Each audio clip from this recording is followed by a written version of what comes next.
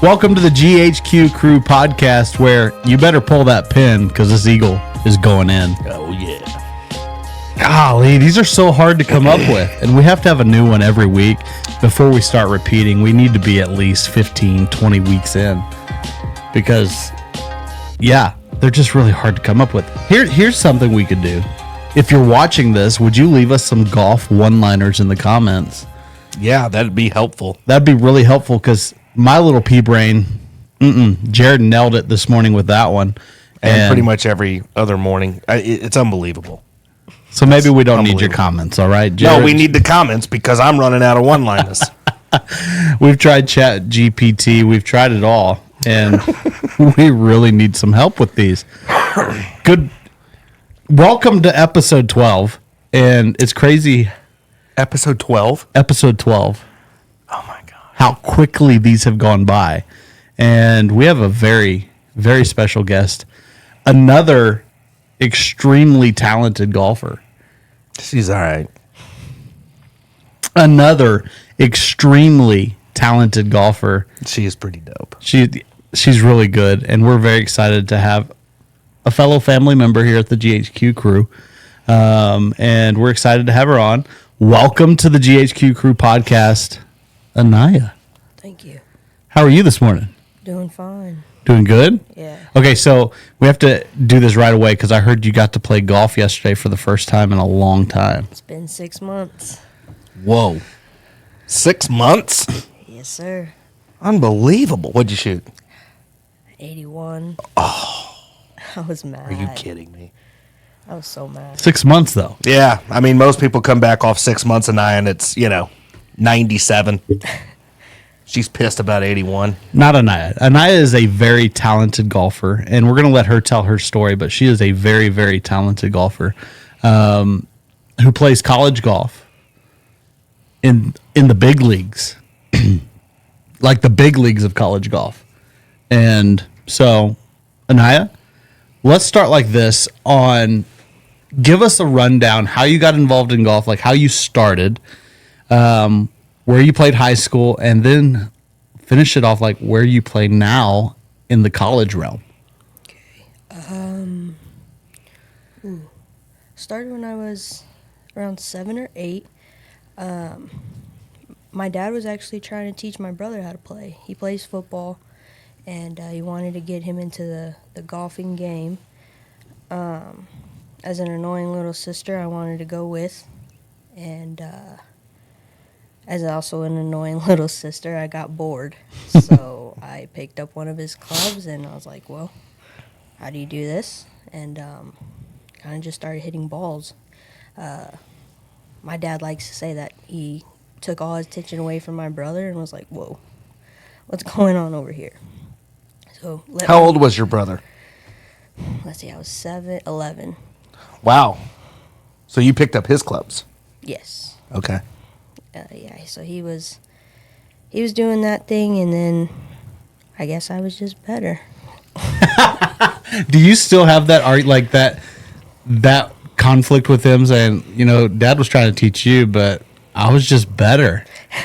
Well, he kind of forgot about it, but now these days he's playing more, and he likes to tell me, I come back, I shot a 75, I'm gonna beat you. We played together yesterday, and first 3 holes, I was like, why are you nervous? Why are you getting nervous playing with me? He shot an 88. I was like, you're never going to beat me. He's like, I was like, I'm going to catch up. And I was like, this is my first time back. There's no catching up after this. Yeah, you're done. You're done. You're done.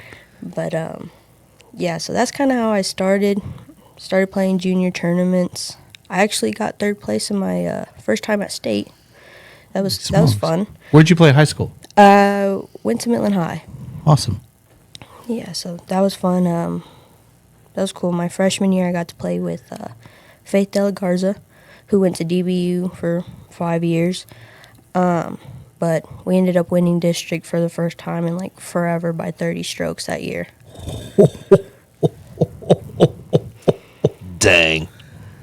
So this is interesting because a few weeks ago we had a Lee golfer on, a legacy golfer. And now we have a Midland High golfer, and Grace was pretty like loud about how Legacy is the best in the West. And now we have a Midland High girl who said, "Hey, we won district by 30 strokes." Who's better currently? Lee Legacy. Oh. Yeah.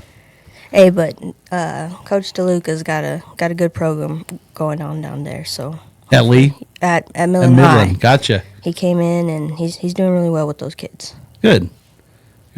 So you played golf at Midland High, one district. Did you win any high school tournaments? Individually, no. No.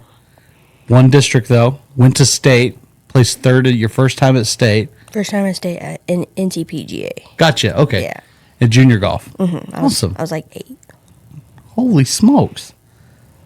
That was your first year, or your first full year playing golf, and you go to NTPGA State and place third. Yes, sir. I had a set of Cleveland's five club set. Bought from Academy for $75. No. God, she said the Academy. I'm sorry. So you go through NTPGA, you play high school golf, but then you don't stop there. Where are you now? I'm currently at UTPB. UTPB, University of Texas Permian Basin, playing college golf. How's that going? It's been a roller coaster. Yeah? Oh, yeah. It started off pretty cool, I think. And then what happened to your knee? Freshman year, off season, our coach liked to do pretty rigorous workouts. Mm-hmm. So kind of just, we're doing some type of jumping. And as soon as I went down on it, it popped. Ooh. After that, though, it didn't hurt. So, we'll see how it goes. 2 weeks later, it started to hurt.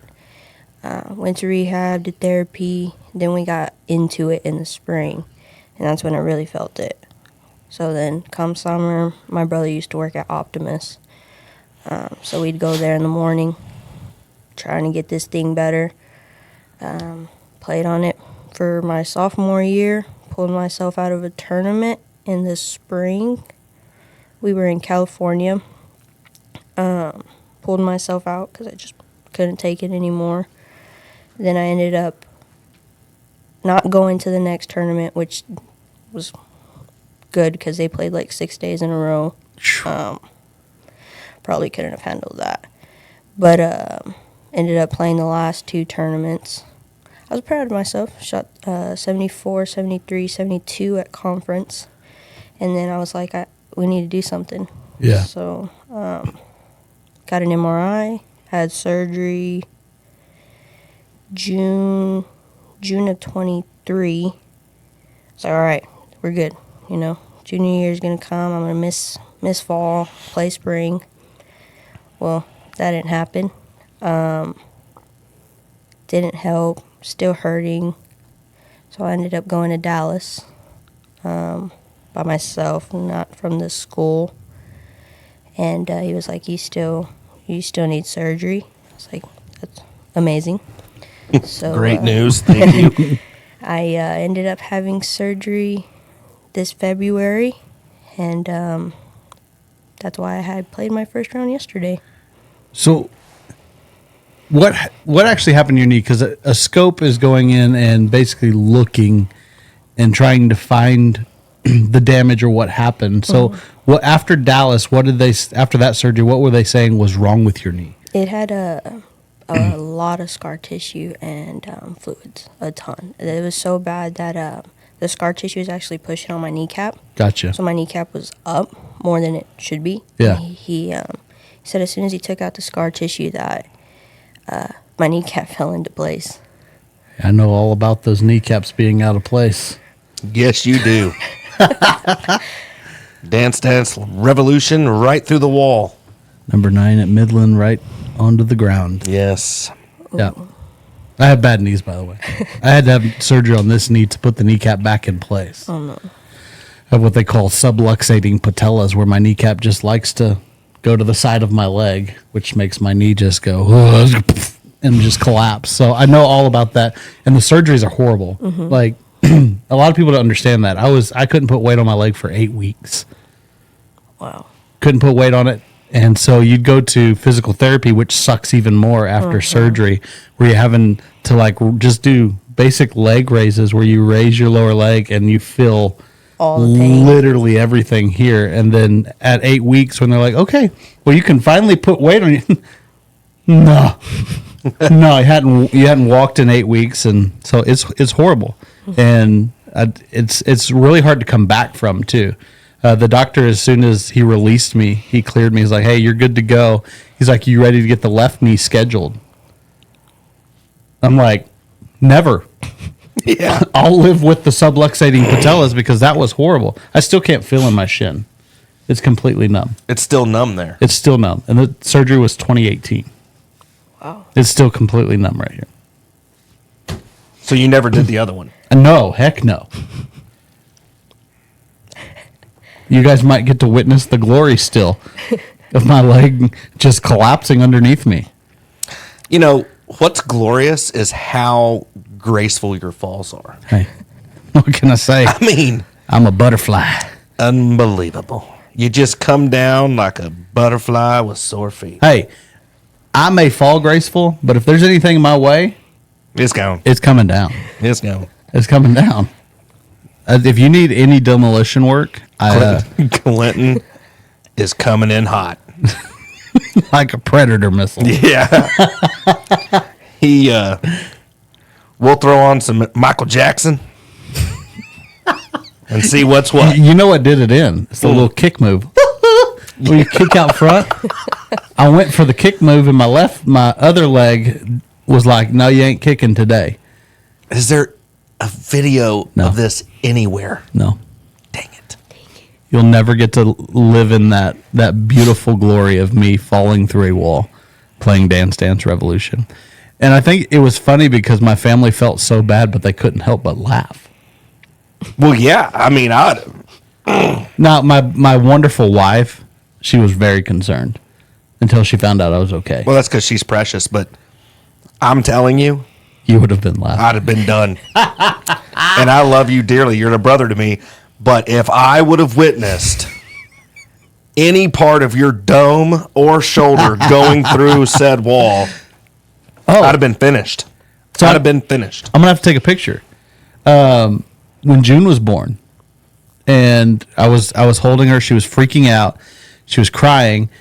My left leg did it as I was walking with her down the hallway. There's a giant hole in our wall at the house that's covered up by a big art piece from where I was. Listen, I had her in my arms. So rather than fall on her, I turned like this to save the baby. Heroic. I swear, I'm going to take a picture when I get home tonight and send it to you. There's a hole about Clinton's chest size in our wall that I have yet to repair that we just moved a piece of artwork in front of. I'm telling you, ladies and gentlemen, it is the Clum Show here. Well, let's just call it what it is. I mean, you were heroic. You saved a life. I saved the baby. That's what you did. I saved the baby. I mean, The wall, I did not save the wall. I saved the baby. there were incoming. Well, nothing was really incoming. You were just walking. I was just, you know what? When But put you it like saved that, I saved the baby. I saved the baby. And that's the important thing. So, Anaya, you're released to play golf. You played yesterday for the first time. What does your summer look like? Because you're obviously out for the summer. Are you going to play any type of tournaments to try to get back in tournament shape, or are you just going to play a lot and practice a lot to get ready for the fall season? Because you're a junior, right? Going into your senior year. I'll be going into my senior year, but I'll have 2 years left. Yeah, because you got the red shirt for injury. Gotcha. Is that what they call it? Is it red shirting for injury? Medical red shirt. Medical red is shirt. the term you're looking Gotcha. for there. Yeah. But I mean, I guess here's my question. Actually, I don't have a question. It's more of a statement than a question. Do you notice Anaya has the same quality as many of these good players that we've interviewed, right? Richmond, right? Grace, okay? JMP even though he's crazy. Gosh, I love that guy. Wilder than the $2 bill. Tell you what. Look at the demeanor. Just. Folks, if you want to be a great player, be calm. What's the Spanish word for calm? I always mess it up. Calmate. I think it's calmate. Calmate? Or calmado? Calmate. Calmate. You're welcome. Calmate? Oh. Dude. You're welcome. By the way, this is a great segue. Oh, no, it's not. Because she still has a question. I don't want to hear this. Listen. I have won the debate. How did he have Bobby Cox's number? Dude. Who's Bobby Cox? Right? The inventor of Taco Villa. Villa. Do not say it wrong It's when talking Villa. in the context of Bobby Cox. Okay. Mr. Bobby Cox, I might add. Mr. Bobby Cox says Taco Villa, and he's wrong. No. What if it's because he can't say Villa? Exactly right. Exactly Right? right. I mean, nothing against the man, But he's white. I'll say it. He just doesn't understand that you would typically say via, right? Or it could be because that's what Nathan said. Shocker. Or it could be because we're in Texas and it's Villa. I'm tired of arguing about this. Well, I'm just letting you know. Big Les Lettingham, somehow. How? He knows everybody, dude. He knows everybody. And I can't remember. I think it's his wife's uncle or he's there's some sort of lineage there with the family. And Kendall said, and I quote, that's Les's wife. If you say via, you're just wrong. Because when he made it, he called it Taco Villa. She can't, I mean, she's making a generalized statement. I could say, Kendall, you're just wrong for saying Villa. And I'd be just as right as her. No, she'd say you're an idiot. Well, that's fine. She can call me an She idiot. would say you're an idiot. I was called an idiot on that phone call. It's okay. She can call me. Connor was standing right there. She can call me an idiot, and it's Taco Villa to me. It can be Taco Villa to her. It can be Taco Villa to y'all. It's Taco Villa. But I'm more impressed that I knew what calm was in Spanish. That's what I was pointing at you for. Very I wasn't even thinking about Taco Villa. Well, I thought that was gonna come at me like, oh, Mr. Espanol expert over here in the middle. No, I was coming at you like, oh, I knew a Spanish word. Well, you were just so adamant that you knew a Spanish word in via the other day. It is a Spanish word. We're not and getting so on is this Cinco again. de Mayo. We're not doing this. No, Anaya. It's the demeanor of even keel. Not you're not moved by a lot of things. You stay in the zone, and I think that's the demeanor, the outlook you have to have by playing, especially on the level that you play on. Is I can't let things move me emotionally. I have to stay focused. And that's where Jared was going with that is all great players have this one thing in common is they're able to stay here. Yeah, they don't have big ups or big downs, right? You have ups and downs. Everybody does. But you stay more here, more calm on the golf course. Would you agree with that? Yeah. I don't know that I've ever seen her get like flustered. No, she stays pretty, even when she gets honked about something. Like She's still pretty cool, pretty chill. Just like I'm murdering you in my mind. where do you right get that now, from, bitch. by the way? Is that from your daddy? I had to learn. Huh? I had to learn. Yeah. Yeah, I used to get mad and upset, but I mean, what's a bogey? You know, I'm good enough. I'll make birdies. That's right. You have an opportunity to make it up, right? Mm-hmm. There's still more golf to play. That confidence, you hear? Mm-hmm. I'll make bogeys, but I'm good enough. I'm going to make some birdies. Yeah. But you got to have that, man. I mean, so many times I think golfers especially get kind of a bad rap, like, oh, they're just arrogant, cocky, whatever. Of course there's other stigmas I'm sure that go along with some of that, but that's one of the things you see. But dude, the reality is it's that far away from complete destruction at any time. Yeah. So if you don't have that confidence, if you don't have that swag, so to speak, right? Kind of that, it's borderline arrogance, but it's just confidence in your ability.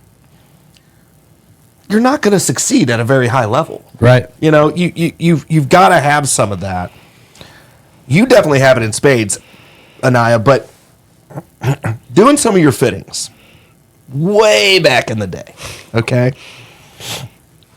I actually made mention of this multiple times. The dynamic between you and your dad was super cool. I mean, he obviously had a lot of influence on you, yeah? Yes, sir. Is he the one that taught you most of the time, or did you do lessons elsewhere as well? He taught me until I got tired of listening to him. So Sure. So You probably got to that certain age where he didn't know anything. Mm-hmm. Yeah, of course. Yeah.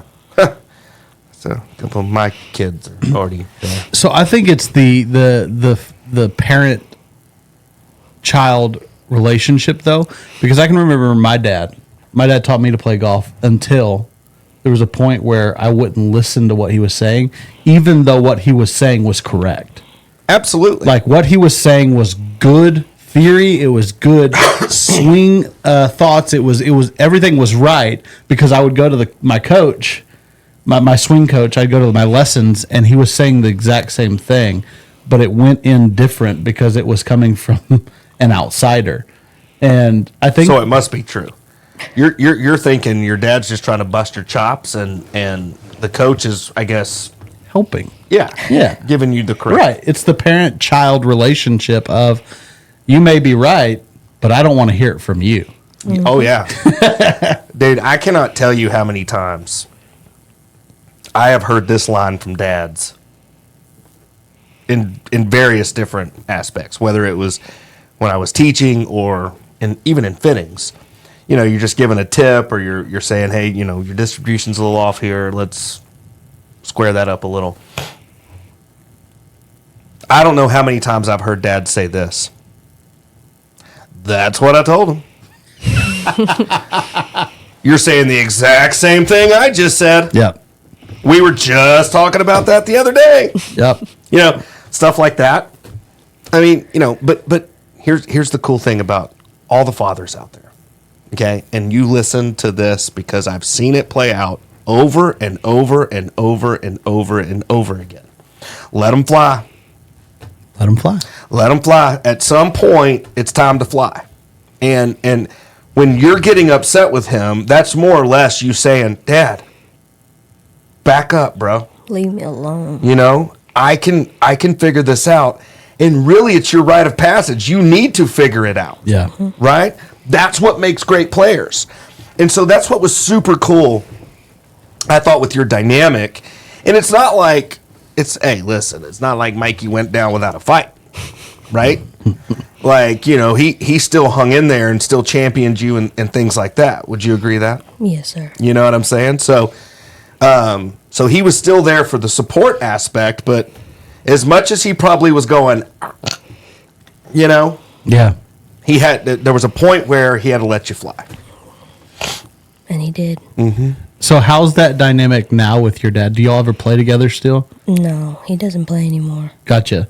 Does he come to your tournaments? When we're in Texas. Right. Mm-hmm. Yeah. So how's that dynamic now? Like at the end of the round, he's watched you play. Oh, he doesn't tell me nothing. I don't want to hear it. Yeah. Good job, or you need to do better, depending on how I play. Last time he saw me play was conference in 2023, and I shot 74, 73, 72.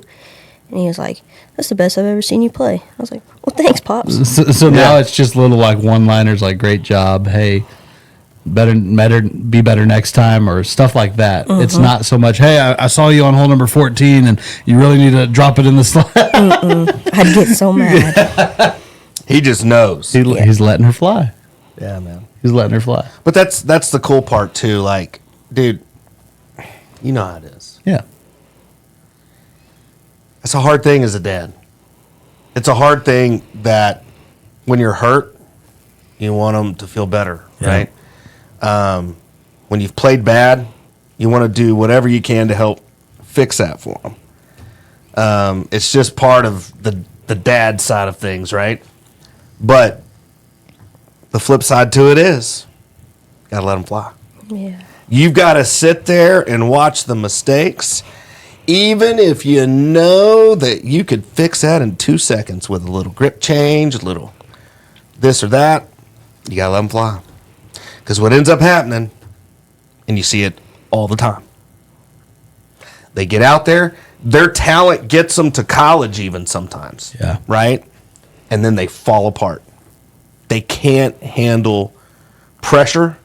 They can't handle situational things where, you know, their crutch is gone. Yeah. So, like, if Anaya has something go wrong on the golf course, she just goes back in her brain to what she's worked on, and she knows how to fix that issue, right? You know the why behind it. Mm-hmm. Whereas other players get out there, and if they have an issue, oh my gosh, I got to make a call. Who do I call? Do I call my swing coach? Do I, call GHQ? Are my clubs broken? What's going on? Yeah. You don't do that. Not anymore. You know, you just, okay, I got something, I got a hitch in my giddy up here. I got to figure this out. Mm-hmm. So how has that gone, right? How has that transitioned for you over the years? Would you say that was just like a maturity thing, or, did that start happening for you in high school? Was that something that started happening for you really in college? Like, when did that start to develop where you were like, you know what, I'm on my own? Yeah, probably high school. Yeah. We had some things go on in our family and stuff, and just had to learn to get through that type of thing, and Yeah. get through it. And in college, I've gone through. I'll be on my third coach next year at the same college, so you just gotta be by yourself. You just gotta do it on your own. Figure Yeah. it out. I hate asking questions. I'll figure it out. Why is it that you hate asking questions? That's interesting. Probably because I already know what's going to be said. So, like, it's just kind of a waste of time. It's just going to be a grip I get lessons with Z. You guys know that. Mm-hmm. Usually it's my grip, weight distribution, something like that. Just something super small. Yeah. So it's like, I'll ask when I get my lesson, but before that, there's just no point. I know what's going to happen. Yeah. That's so interesting. That is so interesting. So what you're saying is you don't want to ask any questions about the swing because really you want to hear it from somebody that you trust. Pretty much. Mm-hmm. That's an important thing, man. It really is. I would say you would even see that in college basketball, college football, Yeah. You've got to get to a point where there's this trust that you can, as an athlete, you're trusting them with, at this point, right? You're trusting them with your education, basically, how your education's paid for, at least, right? Pretty much. That's a big deal. I think a lot of college players, or if any college player goes into college and they pick a coach, you made a mistake because that coach might not be there the next year. Yeah. And I'm kind of grateful I didn't do that because as soon as I got recruited, my coaches got, booted out, and then got a new coach and he just got booted out. So it's just kind of one of those things you have to learn to be alone. You really do. Because you can't trust the coach. You can't trust, even if thankfully for me, I'm 15 minutes away, Mm-hmm. But those who come from across the country, Yeah. So I think it's just one of those things you just got to know. You got to know what you're doing. You got to know your swing because you don't want a coach to fix that or change it. But it's just one of those things. What I'm hearing from you is through being self-reliant, right? By understanding your move and understanding that it's on you. It really doesn't matter who's there to run the ship, right? I mean, you'll do whatever you got to do to play the game, right? Mm-hmm. But it doesn't really matter who's there running the ship because, well, it's on you, right? So you're able to transition much easier than some of those people that put all their faith and confidence in just, oh, this coach is so cool. If in the back of their mind, it's if he leaves, well, what am I going to do then? Mm-hmm. Have you seen this? I mean, do games fall apart because of this? Not as much as coach, more like coach from their country, maybe. Yeah. I do see a lot of kids struggle when they come from another country and, you know, they're having a hard time with their swing. They're contacting their coach who's in another country all the time. Yeah. I'm just like, you know, I mean, it helps, yeah, but you're not going to see him for 9 months. Like, figure it out. You know, it's the one thing, and you know this, Clinton, but it's the one thing that, in my experience teaching, okay, that's the one thing that I probably took to heart the most, and realized very early on, you know, like, you have a great responsibility as a coach. It's not something that you can just say, oh, I'm a good coach, right? I'm a good coach. Look at the players that I've had. Pal, you got lucky, okay? Yeah. First of all, as a coach, you didn't do crap. The player did. Mm-hmm. You guided them. You gave them a roadmap, so to speak, a process, if you will. There is tremendous trust that goes into that relationship from both sides, right? Mm-hmm. I mean, you mentioned Z a second ago. I mean, that's tremendous trust that you've bestowed upon him. Mm-hmm. And the reason you're able to do that is because as an instructor, he takes it very serious, right? He has your best interest in mind, and it's not about him at all. It's not about his glory. It's not about him being a great teacher. It's all about you, the player. And when you're looking for a coach, people out there, that's what you're looking for. Selflessness. And, you know, I'll just say this, you don't always see that. Well, and it just, you know, wears me out. And I'm guessing that kind of is what wore you out a little bit. A little bit. You know, it's not about you, dude or girl. Well, right? Think about it. What's the coach's name? We can't stand him. That was Tiger's coach for a long time. Hank Haney. Hank Haney. The biggest snake oil salesman in the world. Think about it. Tiger. Guy's a joke. Tiger gets to his very first swing coach, and he's already Butch Harmon, by the way. A legend. Already a legend.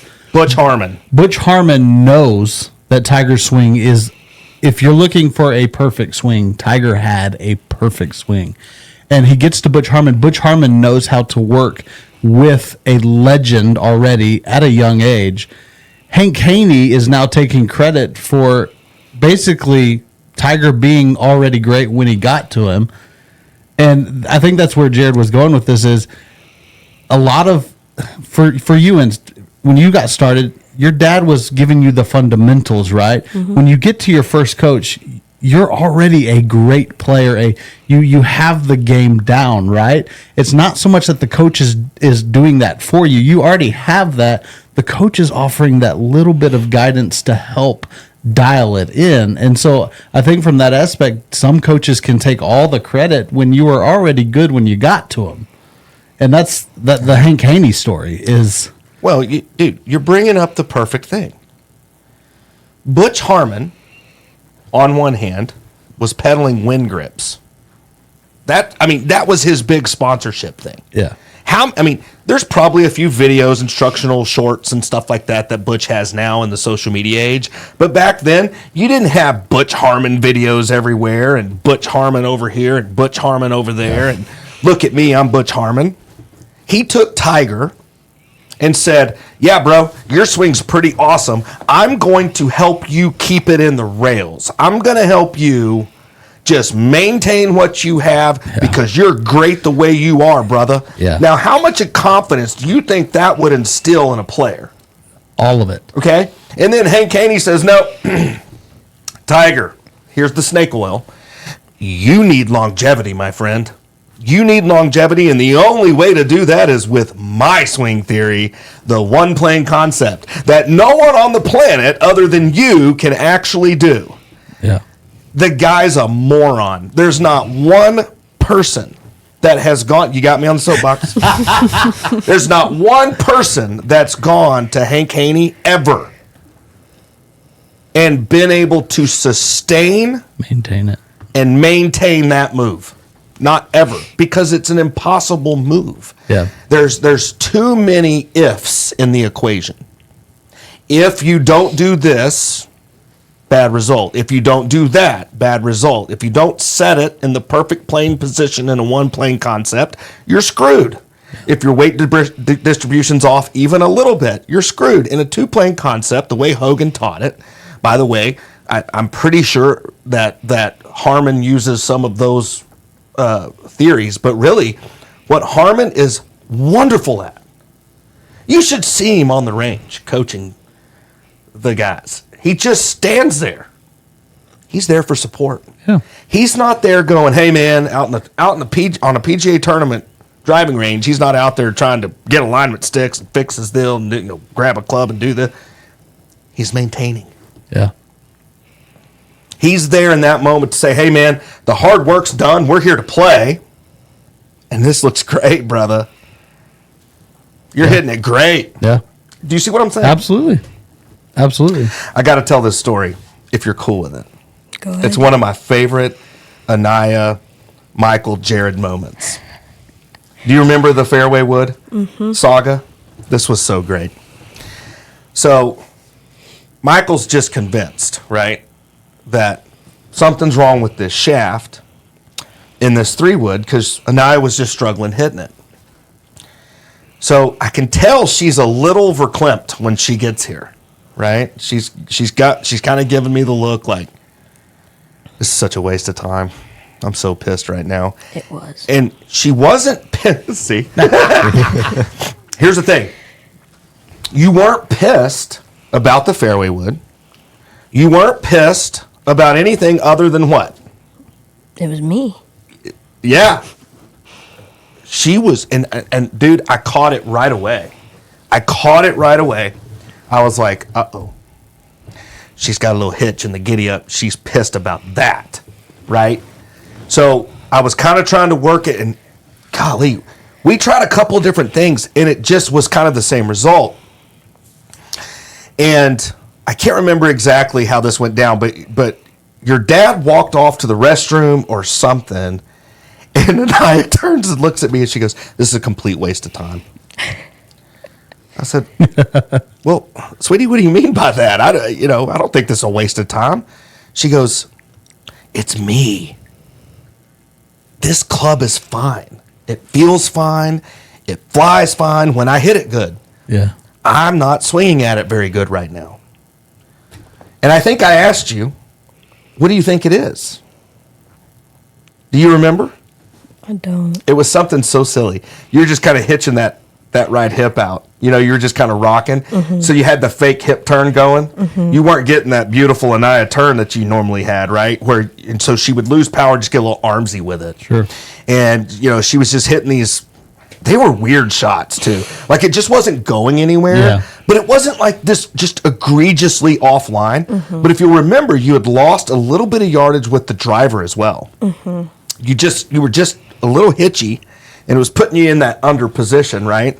And she looks at me and goes, "This is a complete waste of time."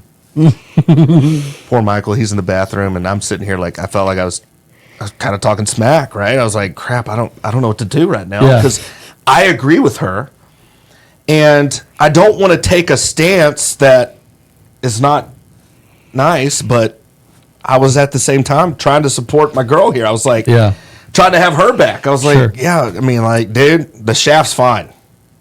I just had to lay it out. I just had to be honest. And I turned and I looked at, you remember? I turned and looked at him. I go, I was kind of scared. Yeah.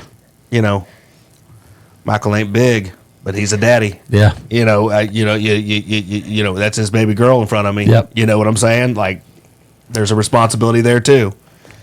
And I go, Michael, man, I'm going to tell you something, dude. I think we could try every shaft in here. It's not the club. She likes the look of it. She's like, and you remember, you liked the look of it better than anything at the time. Mm-hmm. Like, you were not interested in switching it. And I just basically said, I think it's fine. What'd Michael say? Okay. Surprise. Well, only because I think it's because you seconded the motion, if you will. Makes sense. And like, okay, well. If it's fine, it's fine. I think he said their dynamic was so funny because it was all with him. It was straight no chaser, like no nonsense, just straight no chaser. And he looked at her and was like, "Well, I guess you better go get to work then. If that's You better go figure this out because you can't hit it like that." Yeah. If that's the case, you better go to the range. That's right. Yeah. That's right. Yeah. Yeah, that was.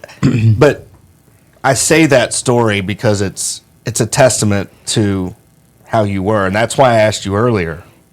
When do you think it started? You know, kind of that solo mission, if you will. And I think that point, because sophomore maybe. I was in high school. Yeah, maybe a sophomore in high school when that happened. That's when it started to transform for her. Yeah. It was so cool to see it because, you know, not to get like sentimental and mushy here, but I felt like that was your big moment. Mm. I felt like that's when Anaya stopped being Anaya, the little girl, and Anaya, the woman that took control of her move and her golf game and everything. I think it was in that moment, or at least in and around that moment, if that makes sense. And it was so cool to watch. And Anaya was one of those when I heard about her going to college and all. I mean, it was, to me, it was a foregone conclusion. Like, it's just like, okay, it's a matter of where does she want to go? Yeah. Yeah, absolutely. Because she was so stinking talented. And she had this, I've told you this before up here. She has this bulldog in her, bro. She's got this dog in her. And when she lets it out, rounds like 74, 73, 72 happen. Yeah. When she lets that dog take over, man, it's special. I was hurting so bad that tournament. My knee was hurting so bad. But that's the dog, you know, and you got to be careful. I'm just going to say this. We're right here. It's a teachable moment. You got to be careful, right? You got to be careful with the solo thing. You can't get too isolated, right? You've got to keep perspective, which I think you do very well. I'm so stinking proud of you. I just think you're one of my all-time faves because you know what the thing is about Anaya? You could always count on you. Does that make sense? You could always count on you, whether it was in high school, now in college. And I know that that's been probably a very hard thing emotionally for you, is that your team, you're feeling like, you know, they can't count on you because of your knee. But what do you do in the background? You work your butt off to get back. We're not going to tell you the doctors or anybody that she might have hit balls a little too early a few times. Like maybe before she was released. Or played before I was. Yeah. But that's the dog. That's the dog that's inside. Yeah. And I'll tell you what, man. It is super cool. I'll tell you another one I want to have on. You know her. Is Emmy Darnold. Mm-hmm. Savage. She is a savage. Yeah. Reminds me a lot of her. And honestly, if Emmy had that demeanor, She's got the dog already. But if she learns that, calmate, okay? If she learns that, she could go places. I mean, she's already going to go places, but I'm saying she could go places. So that leads me to this question. What's next? What are you going to do when college ends and all that? What's the goal? What's the future look like for you? I kind of think I want to coach. That's what's up. So You're very good at it, just so you know. do you want to take it this route? Do you want to go into the PGM program and get your Class A certification and be a PGA pro, teaching pro on that side, and then maybe go get on with the university and coach ladies golf or men's golf from the PGA side, or do you want to take it just straight up to coaching? Just go straight up to coaching. That's awesome. cool. Yeah. And do you want to do it more like on the private side, or would you prefer to coach like a team and do the whole thing? Kind of want to coach a college team. A college team. That's cool. That's cool. You know, I don't know if you remember Lauren Cheatham. Do you remember her? Another one of my all-time favorites. Lauren got news, I believe it was her senior year. She got news from her doctor, it was over. You're done. Your back's too jacked up, you can't play anymore. And she came in here, and bless her little heart, she was just broken. I mean, just devastated. And she said, I don't know what to do. And I said, well, I'll tell you what we're going to do. You're going to get your tail up out of that chair, and we're going to go in here, and we're going to figure out how to hit a ball with a broken back. That's what we're going to do. And after that, you're going to do whatever the crap it is you want to do with this game. And she signed with Harding. Yep. Isn't that cool? And became a, what do they call it? Like an assistant, a grad assistant maybe? Something like that. Is she still in school? I think so. Grad assistant. Yeah, I think she was working in conjunction with the coach. Sorry, Lauren, I may be screwing this up completely, but I can't remember. She might have taken over at some point. I can't remember the whole thing. Anyway, she wound up back in Midland. She started coaching at Midland Christian. She just kind of followed this path and found that coaching was just a passion for her. Yeah. And now she's the director of instruction up in DFW. Isn't that cool? That's crazy. Yeah. I could see you doing that is my point. Because when you have a traumatic injury like that, you can help so many people get past that, right? You know what that looks like for them. And then I also think the demeanor that you have, the mental that you have, would help so many. And I don't know if you know this, but Allie Diaz, Ray's daughter, just glowing reviews of your lesson. She thought, wow, she said you were really good. And I said, well, that doesn't surprise me one bit. So, you're pretty reserved. Again, we've talked about it here. Let that light shine, because there's so much great that you can give to people, whether it's out on the floor or whether it's just coaching, right? Your personality is just incredible, and people just love you, and they're drawn to you because of those things, but also because you're a good player, right? Have you noticed? Have you noticed it being difficult to come out of your shell in the lessons? Or do you feel like more alive in those lessons than you do at any other time? Like, does that passion come out for the game in the lessons? Or do you stay pretty calm? I'm calm, but it excites me a little bit. Because I don't only give lessons to Allie, but I've done a little. My cousins, they're kind of in the younger age. Yeah.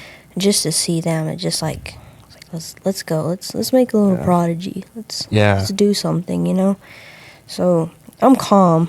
I don't really get excited, but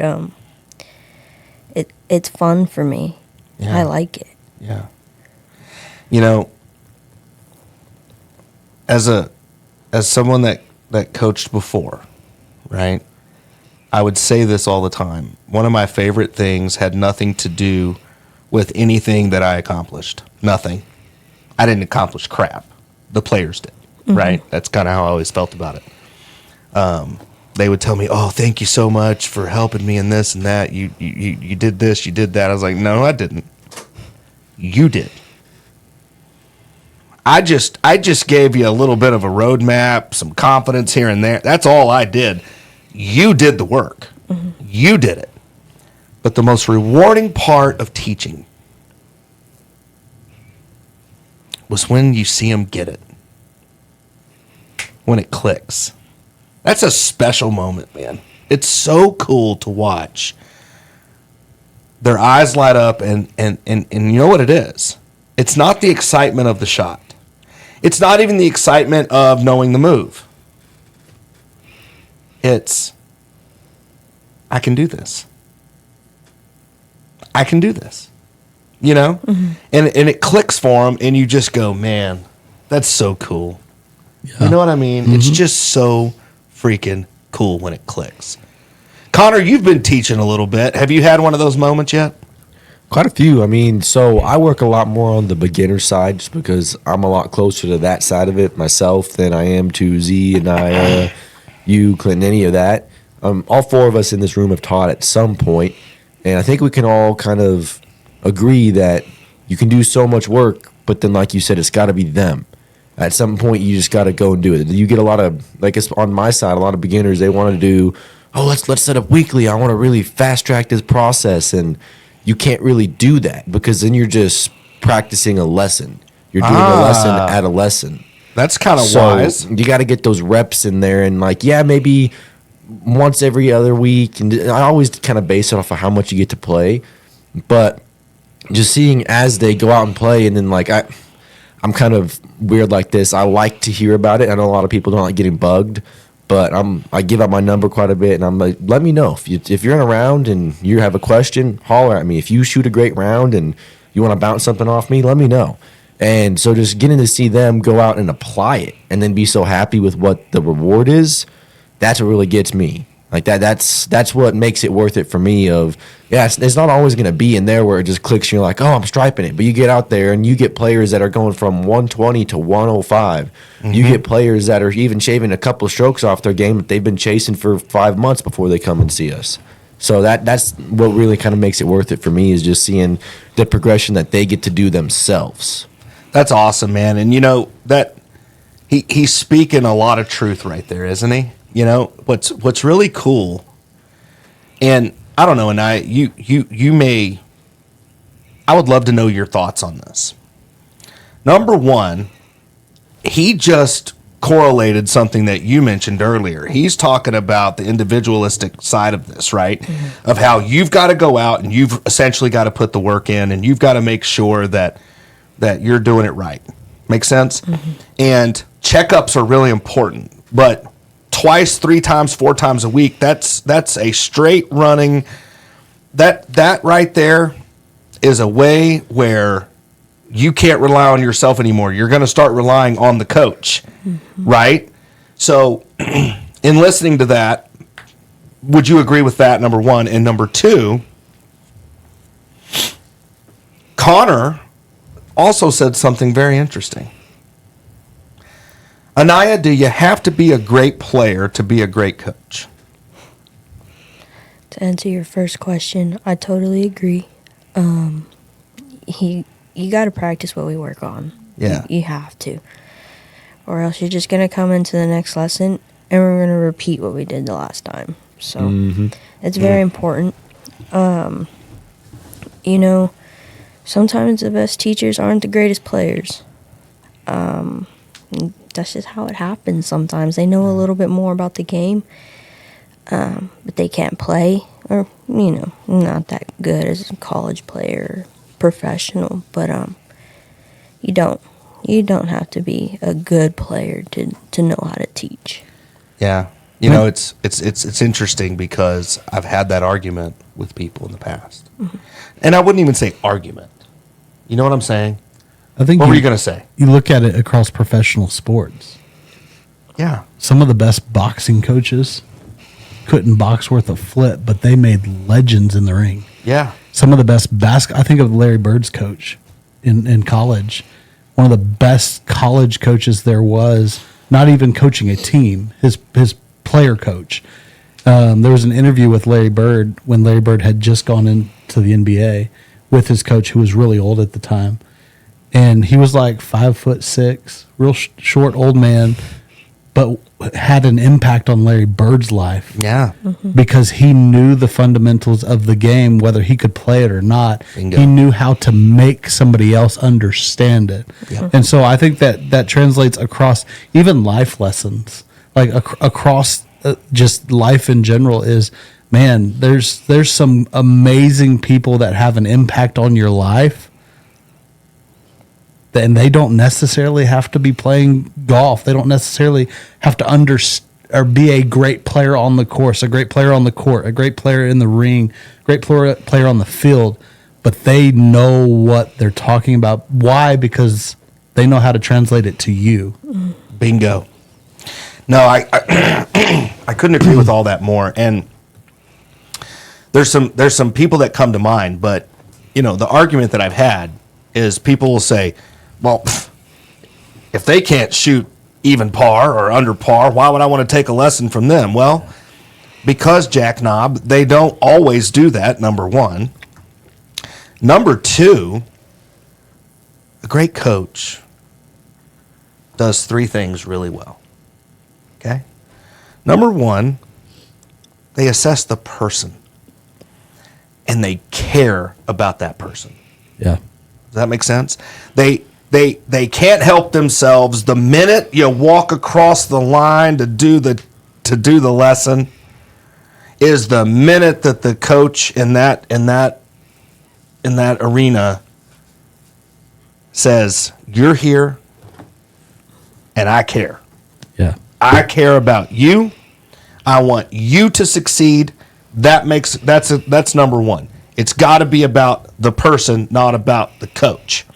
And by the way, there's no ceiling or floor on skill set there. Yeah. You don't have to be a great player to give a crap about the person, right? Yeah. The second thing you have to be is a steward of confidence. You've got to instill confidence in the player. Now, how do you do that? Is it by being unrealistic with them and telling them lies about how good they are when they're not good? No. But what's very good about confidence, I eliminate the word no or can't or don't in my lessons. Yep. You will not be able to tell me you can't do something, you don't want to do this, you don't want to hit it here, you don't want to hit it there, you can't hit it here, you can't do this, you can't do... We don't do can'ts, don'ts. We don't do that. The very first thing you have to do in a lesson, when you hit a bad shot, you got to tell me the good thing first. Yeah. What did you do right? You know why? Confidence. It works the mental. Sure. Okay? So now the last thing is, you've got to teach effort. And effort's a hard thing to teach. Yeah. So instead of trying to bang your head around and try to get somebody to give you effort that doesn't want to give you effort, what can you do? How does one teach effort? Accountability. You hold them accountable, right? Yeah. So I'll give you a great example. I had this young man, and I'm not going to put him on blast, but I had this because there were extenuating circumstances with this young man. He had played a previous sport and was a savant. I mean, was incredible. Played on some very amazing teams, and was just an unbelievable player. Had an injury, got into golf, but golf wasn't the passion. But the way I held him accountable was, hey, listen, brother, if you're not going to practice, if you're not going to put in the effort, you're wasting my time. But more importantly, you're wasting your time. You've got to love the game. You've got to love the practice. You got to love all of it so that you'll do it, right? Yeah. So what comes with that is you got to put in the work. Yeah. If you're not going to put in the work, then what are we doing? And you'd be amazed how many of those conversations strike a chord. Sure. And they go, oh, crap, you're right. And they say, well, why haven't I been given effort? Well, because you've never had really anybody that said you needed to. It's you're not born with ethic. That's right. You're not born with ethics. right. You're not. Ethics are developed. And so if you've never had somebody to develop, and I think the work ethic is a development from childhood. And so if you've had parents that developed a work ethic in you, if you get into sports, it becomes a lot easier for you to succeed because there's been a work ethic instilled into you. So if you get a player that has amazing talent but no work ethic, it doesn't work. But if you can hold them accountable, be a coach that trains them to have a work ethic, you see a lot of those talented and gifted players succeed because of what? They had somebody in their life that held them accountable and trained them that, hey, you may be gifted and talented, you may have the best swing on the planet from childhood, but if you don't practice, it doesn't matter. Anaya, let me ask you, at what age do you remember saying, this is my thing? Well, I had to pick a sport when I went into high school. I used to play soccer. Then I got tired of running. Nobody likes soccer. That's perfectly normal. And I also played basketball in junior high, but I ended up spraining both of my ankles 2 different times. Ooh. So I was like, I like golf, so and it's walking, and Yeah. I shouldn't get injured. And fast forward to college, but I think it was. I mean, I've always liked it. I just kind of started there, and then I was really excited to play with Faith. And she was a senior, I was a freshman, so I was like, we can do something really cool here, and we did. So I just kind of. And she kind of pushed you, right? Yeah. I mean, just looking up to someone like that. For those that don't know, Faith De La Garza is so sick. She's so good. But I think she really pushed you. But at that point, and again, it's to my point, right? There's this moment, there's this aha moment with everybody. My point to this is, in coaching and with being a player, it's about finding the passion, right? And I don't care who it is that walks through the door. They may have the worst swing you've ever seen, but they can do it. Yep. They can do it. Where there's a will, there's a way. And I always, this is one of my favorite lines. Don't let me believe in you more than you do. More than you believe in yourself. Don't let me believe in you more than you believe in yourself. That's exactly right. Yeah. Because I'm telling every single person that I work with, you can't stop it. It's going to happen. I'm going to believe in you. Yeah. Until you show me that you don't want to do this, that you don't love it, that you're not into it, I'm going to believe in you until you can't stand it anymore. Yeah. So let's get to work. You know what I mean? Mm-hmm. And, the biggest one is finding the why. What is your move? Define your move to me in words, right? So that we can put it into action. Yeah. That's a tough thing to do, man. It is. If I asked both of you right now, define your move in words, what would it be? Subluxating patella. That's low. That was a low blow. But I'm just saying, you could use that, bro. You could use that. You could say, well, Jared, I don't really play anymore because I have subluxating patellas, and I've had in my lip. subluxating. You know how many times I've fallen on the golf course in junior golf and high school golf? I know. I wish I could have seen all of them. A lot. But you know how many times I stood right back up? My knee was excruciating. That's my I point. could barely walk, but I limped down the fairway. Got to the next hole. It felt a little better, and I finished the 18. Well, you did it at Midland Country Club, my friend. Yeah, I guess You what got up off the deck and played that ball in. Yeah, I guess that's my point. Is like even though it's funny to talk about. Like it's funny to talk about how much I've fallen, how much I've broken things. But I've had this problem since I was a child, and I've played golf since I was 5 years old.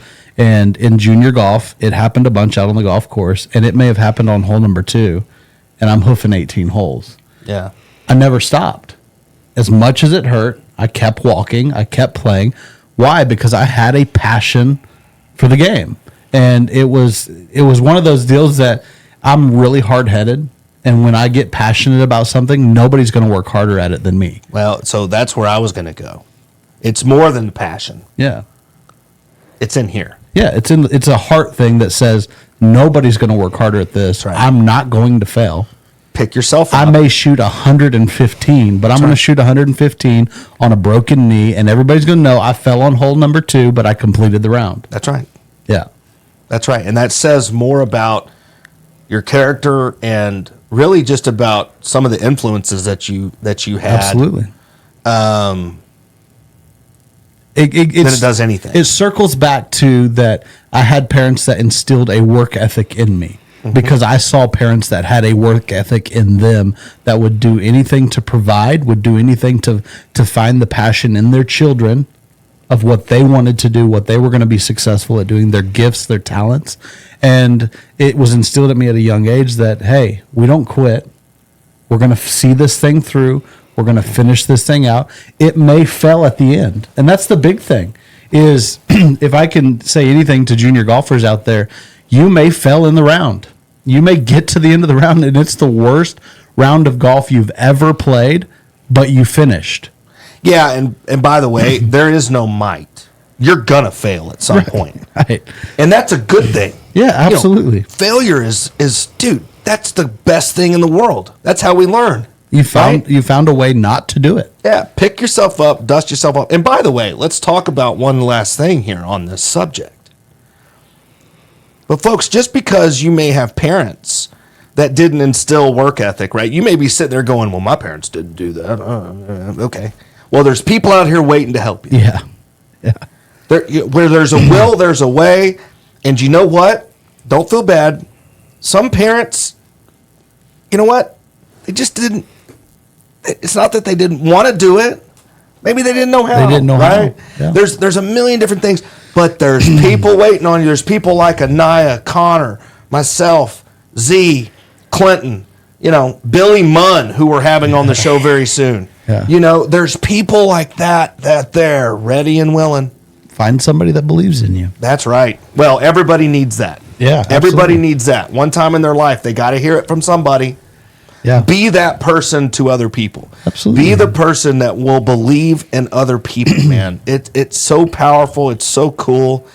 And it helps people just take the next step, man. So many people are just afraid. I tell Z all the time, I wish I would have got to that kid in high school. Yeah. Because you're never going to find a guy that works harder than Zarek Crowder. At all. You're not gonna. Lucas McCubbin played with him in high school, and McCubbin is probably one of the best ball strikers I've ever seen, but he's just a pure athlete. McCubbin could throw a football over that mountain over there. Literally. Okay? McCubbin could hit a baseball. He's a great catcher. He was this, he was that. But Z dang sure worked harder than McCubbin. Absolutely. If you could have put the work ethic in that Z had into Lucas, guess what would have happened? Big show. He'd have been in the big show. Yep. Ain't no doubt about it. Yeah. It's funny. We talked to Lucas was here a few months ago, and his mom, he was hitting balls, and he hit one kind of off center, still went like 330, like left side fairway. His mom was like, well, if you would practice, he's like, Mom, It don't matter. I'm still gonna shoot 67. Yeah. I'm just going to go chase it and hit it again. Whatever. It's that raw talent. But again, Right here. even keel. A great player, but he's right here. Even keel. It's every one of you out there that get ticked off, sometimes you just got to let it out. And you know what? Sometimes those putters, they just don't listen to us, Clinton. Sometimes they got to go in the closet, take a break. Not mine. Sometimes they got to get Snapped over a knee. torpedoed. No. They got to get torpedoed into a bush at Midland Country Club, and you walk off number 6 green and say, I'm done with that putter. It's out of here. And your good friend Clinton walks over Picks it up. and picks it up for you. You still got that putter? Of course I still have that putter. Of course I do. The That point was- is you're going to get frustrated. The Yeah. game's frustrating. It's frustrating to work your tail off in the heat. You hit 1,000,000 balls and you know what? You just have a bad round. That sucks. But you know what? It's like Anaya said. There's always more birdies out there. It's always more birdies. There's always the next round. Yep. There's always the next hole. Yeah. There's always the next shot. So let it out, but don't break the club. Don't break the club or throw it in the water or throw it in the bushes. Understand there's another shot, There's another shot. If you break the club, there's not another shot with that club. Yeah. And it's the club you're going to need for the rest of the round. Absolutely. Yeah. Every club I've ever broken, I've needed it the rest of the day. Absolutely. It's like unbelievable. Okay, so Anaya, I want to ask this question and kind of wind it here. If you were looking at a younger version of yourself and you were talking to her in the camera right now, how would you tell her, hey, look, I know you love golf. I know that you want a future in golf. Here's how you need to practice. Here's what it needs to look like for the next 4 or 5 years. Yeah. I wish I practiced more.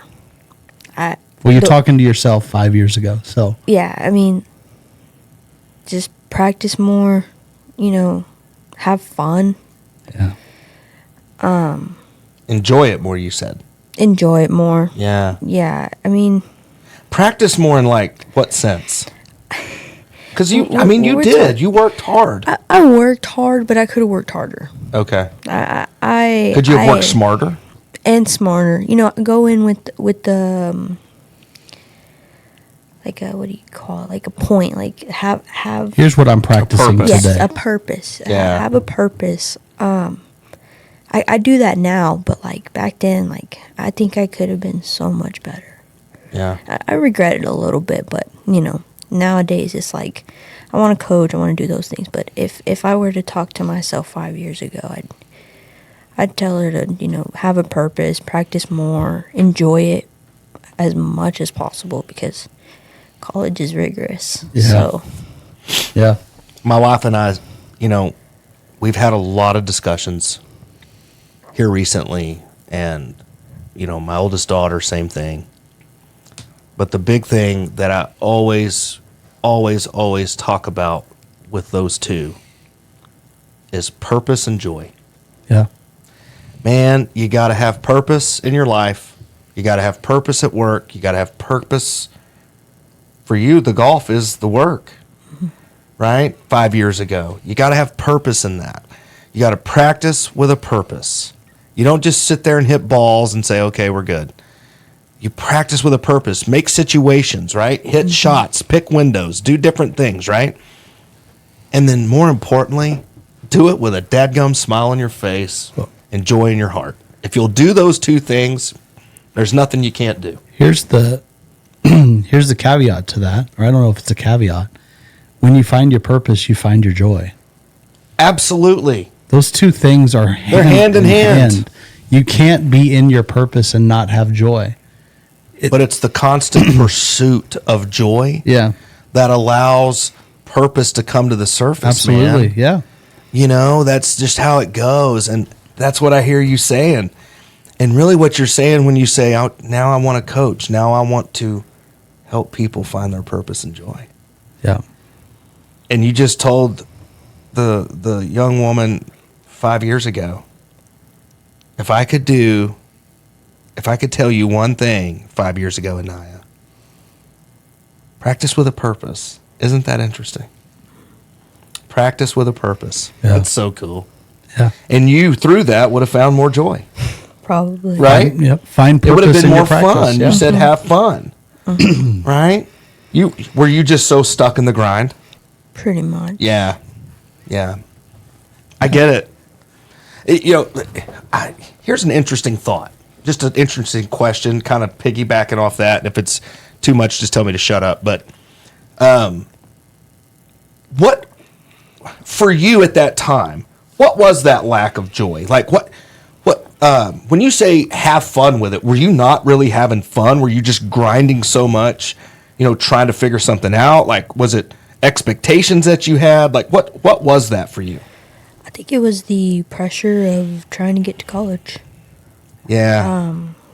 And then kind of COVID came in, and I mean that messed with a lot of things, especially in the recruiting element. Yeah. But just kind of the pressure of, okay, I want to play in college, but I know I need to be good. Yeah. And I mean, I hate to say I'm good.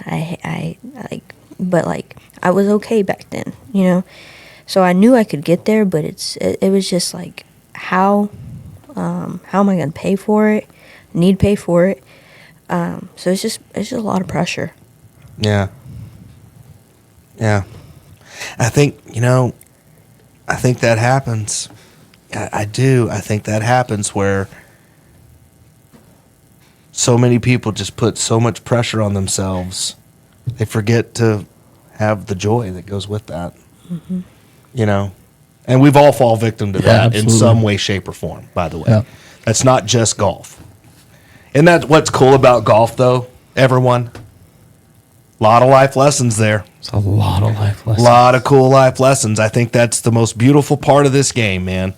I can remember it so vividly that it's kind of crazy, honestly. But I remember I took a job at Ross Rogers Golf Course when I was 17, and the whole motivation, and I'm ashamed to say this, but it's just the truth. I was so bit by the golf bug. That's when I started playing, was 17 years old, roughly. And I was so bit by that golf bug, boy, I wanted to get a job so I could play for free. Isn't that sad? But I was a kid. What are you going to do? And I'll never forget that first morning. I got up early. I was the first person off because I had to work the carts that afternoon at Ross Rogers. I didn't have school, and I showed up, and there's dew all over the ground. It's right before it's going to be hot that day, but there's no wind. It's just still. The dew's on the ground. It's not a cold morning. It's brisk. It's just perfect. Little overcast. I'll never forget it. I teed off number 1 west at Ross Rogers. And I hit the ball, as I always did, over into the trees. But I took the fairway. And then I went over right. So I went up and then probably 100 yards right of the middle of the fairway. But I just remember this, and I'll never forget what I thought of as I got about 150 yards off the tee box, and I'm walking. I could see my footprints in the dew, right? And I just stopped. And I looked around, took a deep breath. You could smell, we all know what that smell is, the grass and all the stuff. It's just awesome. And I remember thinking, man, this is beautiful. This is unbelievable. I could get used to this. This is great. It's just me and the golf course, right? And my goodness, how many times have I lost that perspective? Yeah. I mean, how many times are you out there just madder than hell at whatever shot you hit, and you forget those types of why you're out there. Yeah. You're so pissed because of a bad shot, but look what you're doing. It's pretty crazy, man. Yeah, But life lessons, man. So cool. for sure. I love your story, Anaya. Thank you. I love you. I think you do great things. You're going to continue to do great things. You're going to be an amazing teacher. Yeah. And I can't wait to see how that goes for you. It's going to be awesome. A lot of people are going to be lucky to have you teach them. That's for darn sure. Absolutely. Thanks for being on. Thanks for having me. Excited for your senior year and the great things because you're going to be healthy and you're going to play. And we're excited to see what happens your senior year. And everybody watching, if you want a great coach, if you're looking for a great coach, Anaya. Anaya. Let it happen. Let it work. Thanks for joining us for episode 12. And we're very excited about Anaya's future and her future in golf. And look out for her senior year. We'll do a follow-up, see how her senior year goes and all the tournaments she wins. And all the tournaments she wins, and how she plays at UTPB her senior year. She's got 2 years of eligibility left. So she'll be a senior plus, a fifth-year senior playing golf for UTPB. We're very excited to see how that goes. Anyway, thanks for joining us for episode 12. We hope you have a great week. Don't forget, go check us out at the GHQ Crew on Facebook and Instagram, and then www.ghqcrew.com for some dope merch. Get you a t-shirt, get you a sweatshirt, represent the crew out on the golf course and in the town. We'll see you very, very soon. Have a great week. Peace out. Adios. Kamate. Be ya.